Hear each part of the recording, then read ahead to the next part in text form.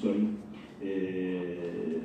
nobody really can intervene in our internal administration, but the context is the problem. We have, for example, we have elections, nobody is controlling the student council, sometimes Fatah wins, sometimes Hamas, we have 3 years now in a row that Hamas is winning, but also the good thing that students work with each other, there is no problem, we don't have a problem. We have some problems here and here, but in general they work with each other all the time. But the problem is, as Said mentioned, and this is what is answering about the decolonization, is the context. Now, and this is maybe the logic why some of my colleagues see that it is not really useful to teach students Palestine and international studies, because they want to qualify them to work where they can work. They will work in NGOs, international organizations, and actually the student union also is part now of the new society where fees and economic and also us ourselves, the lecturers. For example, in 2015, when the uprising happened, the union of university professors at that time were engaged in struggle to get better income. So we didn't actually play a role in supporting the youth or in the national cause. Now everybody is engaged now. For example, the biggest demonstrations we saw in Palestine or Ramallah in the last 3-4 years were the union of the teachers, and because of the social security law. The question is that we are now in a context, the post-Oslo context, where everything is fragmented. And we are in the university, we have to think about income all the time. Nobody is supporting universities. The VA, the Palestinian Authority, is supposed to finance the universities with something like 1 to 2% of its income to the universities. Yeah, but they don't pay it. They never pay. They pay very, very, very small amount. For example, in Birzeit, we have a crisis of $20 million. The VA indebted to us for 7 to 8 million. If they pay it, we will be fine for 3-4 years. But nobody is supporting us, so we have to support ourselves. And so if we decolonize the university financially, if we manage to find the civil society can finance the university again, if we are not connected to international donors, if we are not making the students pay more and more, this will help us to be more independent. And I hope this is answering the question that the economic context of post-Oslo is very crucial. Regarding Dr. Mansour's question about the archive in the Israeli capital, the Israelis, there is a very good movie just released recently called Looted and Hidden. It tells the details of such archives. It's a very important question, and I think maybe the priority also that we develop a strategy for the material we already have. There is, for example, the project Rayan just mentioned about the oral history in Lebanon. We have a similar project in Birzeit. Actually, it is directed by Roger Haycock, I just mentioned. And we have several other archive projects, and it's fragmented, similar to anything Palestinian thing, because of the occupation. Because we can, we are a group of Palestinian writers. We are trying to find a place to meet. We have been discussing for 3 weeks now where we can meet, and who will be prevented from going to Jordan, who will be prevented to go to Lebanon, who will be prevented to go to... So we have this problem of we don't have a liberated place, but we should have a strategy. I agree with you. And maybe we should start speaking more and more that PA should have start demanding the archive.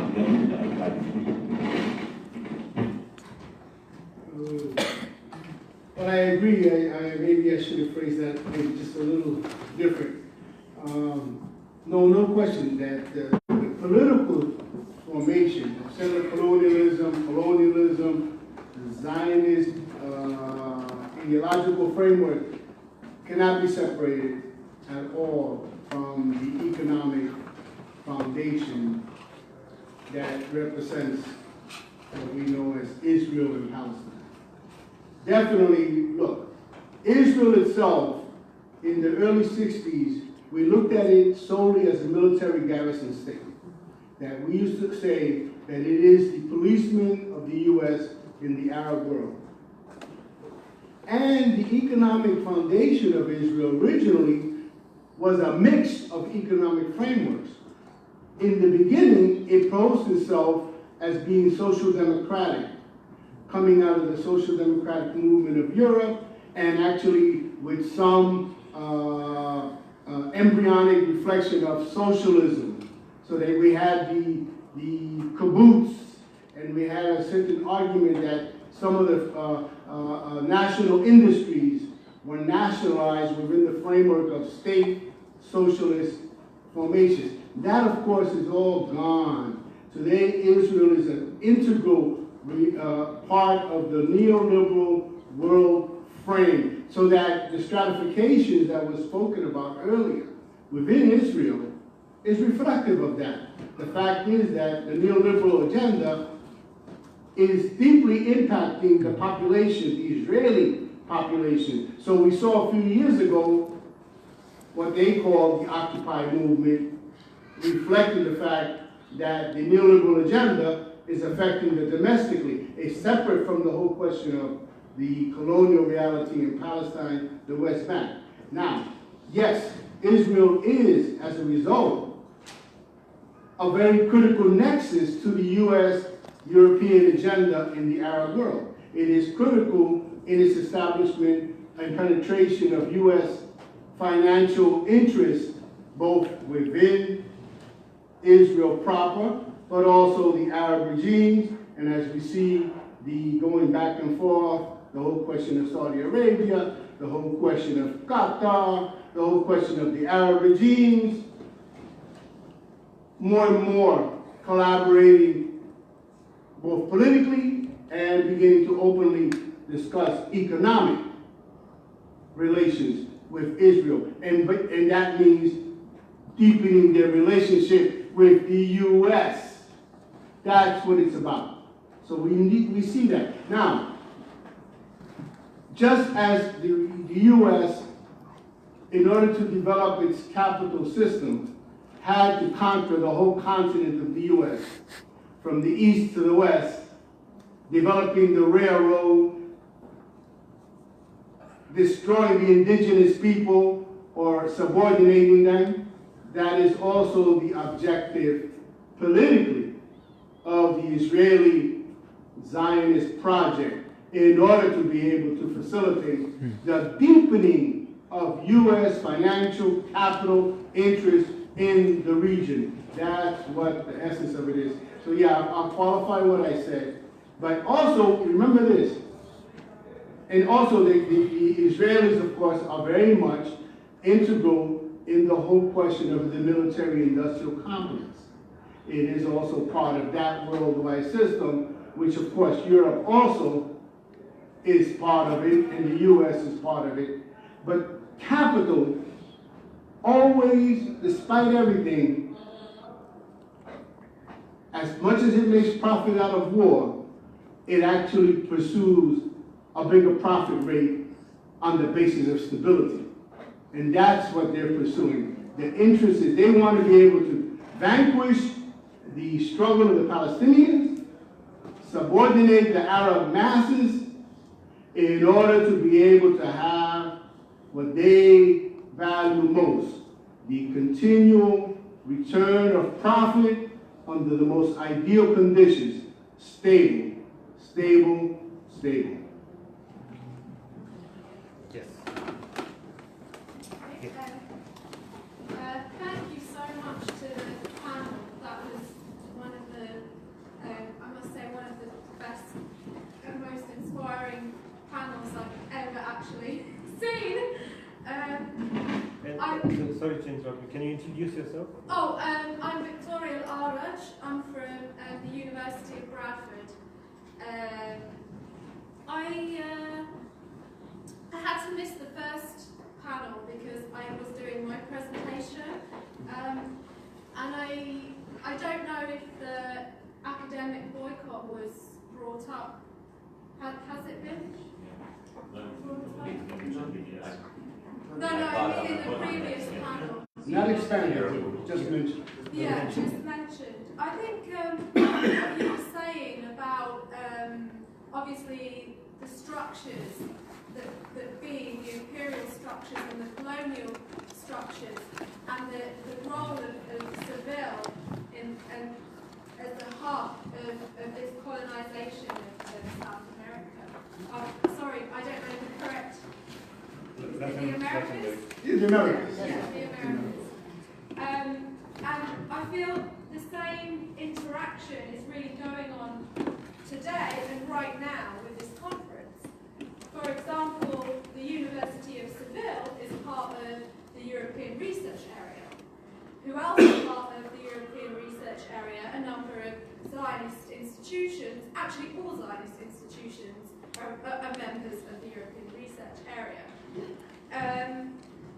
You talked a bit about the sort of the normalization rhetoric coming out of the conference as well.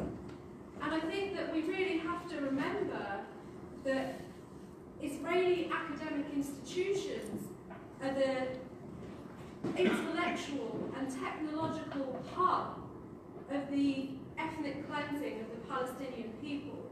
Not just the ethnic cleansing of us as a body, but also the destruction of our own educational institutions, our right to education, and really the de-development of the whole of Palestine. I also think that it was really poignant that you mentioned that there's not one Gazan presentation or not one academic from Gaza. So that brings me to the point that unless we use this and use international conferences such as this as an engine to confront the Israeli academic institutions and their role in our subjugation, then what is the point in us actually even being here? And I really think we need to think about what we can do as a collective here, as intellectuals, as unfortunately elitists, and what we can do to use our said privilege to really bring to the forefront and to really confront these institutions. I mean, I was just really shocked to see the amount of Zionist universities that were on the list. I think, firstly, maybe something, I've seen, I do a lot of work on Turkey, and obviously, I don't know if you've seen the mass purges of academics in Turkey, but the Kurds are very good. Every conference they go to, they bring out a statement, they say, solidarity with the academics in jail. So why can't we, as academics, bring about a decolonization of WOCMES and bring a statement and say we are not happy with the lack of representation of Gazans. We are not happy with the amount of representation which is clearly unequal of the Zionist universities. I mean, this could also possibly be supported by our comrades from 48, who unfortunately, I know many of them don't have a choice but to engage with these institutions, and to say, why are you speaking in the name? Why are you not coming as an independent scholar? Why are you coming as a scholar from Bar-Ilan? Why don't we lobby to hold WOCMES next time in the IUG? You know, in the Islamic University of Gaza.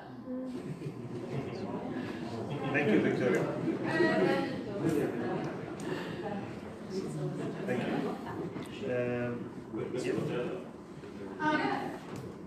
So I wanted to say, so I'm Christine Barnwell, Associate Professor of History at the University of Illinois at Springfield. So much of what you were talking about was about academic freedom, breakthrough for me, for so many reasons. And I'm also the president of my local chapter, our union of faculty. We received our first contract after 6 days on strike last spring. And so all of this kind of brought together so many things that have me very excited about the various things that you were talking about. One of the things that, in terms of this connection between the neoliberal university and all of the demands on how do we pack our students in, how do we get students' enrollments up, the hiring of all of these outside sources to sort of figure out plans for us to enroll more students, and then the offloading of that work onto faculty who then become responsible for getting their students into the classroom and advertising for their classes, and not just like, you know, and then the demands for, we don't offer languages because students don't want more requirements for their languages, and all of these different things. So I was very inspired by all of that, and it made me think about just how, in framing this as a colonization of the universities, just how busy they make us colonized peoples to prevent the resistance of, you know, taking over our curriculums. And instead of responding to what they're telling us to do, well, we need this because this is what the business students want. We need this because this is what the, you know, the science, the pre-whatever certification of this, that, and the other, what they want. The extent to which we're being told we have to do this instead of that. And so I'm interested in thinking a little bit about how you guys view resisting some of that in order to wrest back control over our curriculum, how we deliver it on these issues that we're talking about. And then after that, I also want to say, in terms of the class that I teach on Palestine, I don't teach Palestine, I teach conflict in the Middle East. And it's an interdisciplinary class. It's meant to be an upper division gen ed. So students who are in the business school will sign up just as much as my history students. And the way that I sort of teach Palestine in the context of the rest of the world is to start with conflict in Palestine, sort of follow the movements of Palestinians, starting with Zionist colonization through 1948. Then we move up to 48 to the Arab sort of scale of the conflict through 56 into 67. Then we go up to Lebanon, where migration then leads to destabilization in Lebanon. Then we go to Iraq, and then the fallout of Iraq being the first U.S. war that causes Palestinians to then be shunted out of the Gulf. And then we come back to the question of Palestine. And so thinking about students, thinking about Palestine and how it becomes both a local and a regional context. It allows for international sort of relations, big themes of global, regional conflict, and so on. So to think about ways in which to teach Palestine in a larger context, so students are getting more than just Palestine, but also connecting with other things. So, thank you. Thank you. This was fantastic. Yes. My name is Ahmad. I'm from Sydney University in Australia. I'm now retired. I have two very brief points to make. One about the interest in teaching Palestine within Palestine, and that there's a parallel, I'm afraid, about teaching Palestine or the lack of it in many Arab countries, including Jordan, where I was born. I know that after the Wadi Arab agreement with Jordan, by accident I met an Israeli historian in a conference in Cyprus. And anyway, he said he was in Jordan. I said, why? He said he was a member of a delegation to convince the Jordanians to drop out any negative thing about Jews and Israelis in the curriculum. I said, what happened? He said, well, I managed to convince them. I said, did they say anything about the negative things about Arabs and Palestinians in the Israeli curriculum? He said, no. And I know now that teaching about Palestine in Jordanian schools is almost zilch. The other point is, in Sydney University, actually, myself and two of my colleagues from the Department of History and Hebrew collaborated to produce a course on the Arab-Israeli conflict, which was approved and we taught it for a number of years. First of all, the Jewish colleague was actually producing material from Israeli official websites. And when I was using the scholarly work of Israeli historians, El-Amine and El-Amine and so on, when I wasn't giving just a Palestinian or other point of view, it took some time for her to sort of try to give less of that kind of propaganda. But what happened afterwards, when I retired, the course, which was in the Department of History, was appropriated with the approval of the university by the Department of Hebrew, and took all it from that perspective. So it's everywhere. Yeah. Thank you. Any other questions, comments before I revert to the panel? Yes. My name is Ahmad from Al-Quds University. I'm glad to thank you all for very interesting talks. Professor Azem, I'm grateful to know that you had the passion to come to Palestine and teach in Palestine. One of the things that I want to say that we are seeing professors leaving the country to office in other academic institutions where they have better jobs, better income, and that's unfortunately leaving our universities with, unfortunately, with professors from universities which are not recognized by the Ministry of Higher Education, and professors who don't even have knowledge in the English language and have a lack of connection to the outer academic world, and that also affects so much our students in a way that it's they are not connected to the outside world. They are not connected, and that has a big influence on them. Another issue is the successive strikes that we face in our university, where in every single semester we have at least 10, 15, sometimes more. And you said it was for a long time, we had the strikes for a long time as well. And this affects the students in an enormous way. They use their time, they spend their time in anti-efficient things, Facebook, and instead this time should be used for other things, other academic things that they could use for their academic life. Thank you. Does anyone else have anything that you'd like to say before I... No? Okay.